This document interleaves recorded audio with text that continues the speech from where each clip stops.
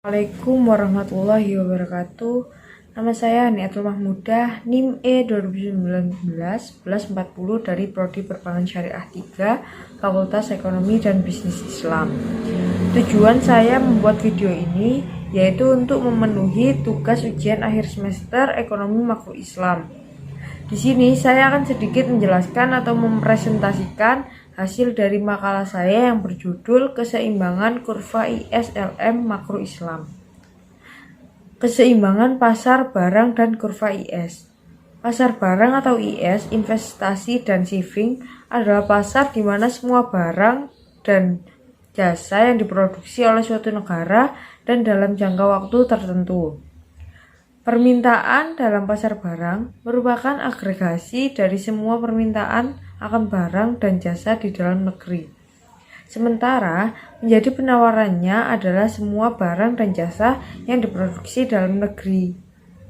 Selanjutnya, keseimbangan pasar uang dan kurva LM. Pasar uang atau LM, liquidity preference dan money supply, merupakan suatu tempat di mana terjadi transaksi keuangan. Dalam sistem ekonomi di luar ekonomi Islam, permintaan uang dipengaruhi oleh tingkat bunga, sedangkan penawarannya merupakan otoritas dari bank sentral, sehingga bentuk kurva penawarannya menjadi inelasi sempurna. Selanjutnya, keseimbangan kurva IS/LM. Kurva IS adalah kurva yang menunjukkan kombinasi antara suku bunga R dan tingkat output yang menjamin tercapainya keseimbangan di pasar barang, equilibrium. Dan kurva LM adalah kurva yang menggambarkan keseimbangan antara pendapatan nasional Y dan tingkat bunga I pada pasar uang dalam kondisi equilibrium.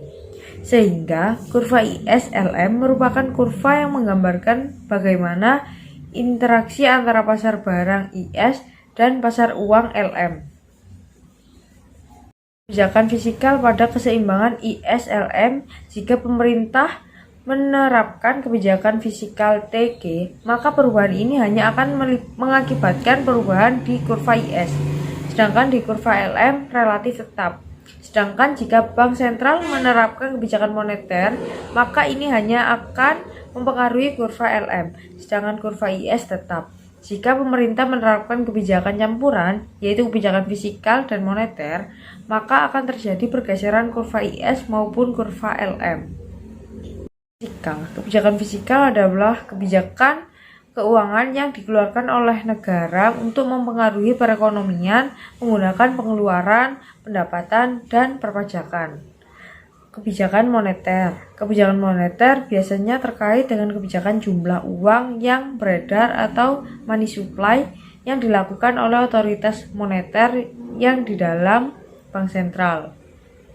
Selanjutnya, keseimbangan pasar dan pasar uang dalam perspektif Islam. Keseimbangan perekonomian dalam ekonomi konvensional diturunkan dari keseimbangan kurva IS yang menggambarkan keseimbangan di pasar barang dan kurva LM yang mempresentasikan keseimbangan di pasar uang.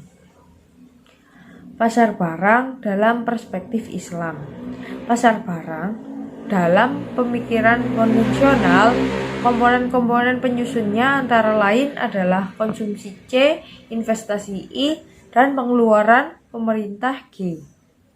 Jika secara matematis hubungan ini dapat dituliskan sebagai kurva IS sama dengan Y sama dengan C, Y min T, I, Y, I, dan G. Ciri dari pasar barang dalam sistem ekonomi konvensional adalah kehadiran instrumen suku bunga yang menjadi faktor penentu besaran investasi masyarakat.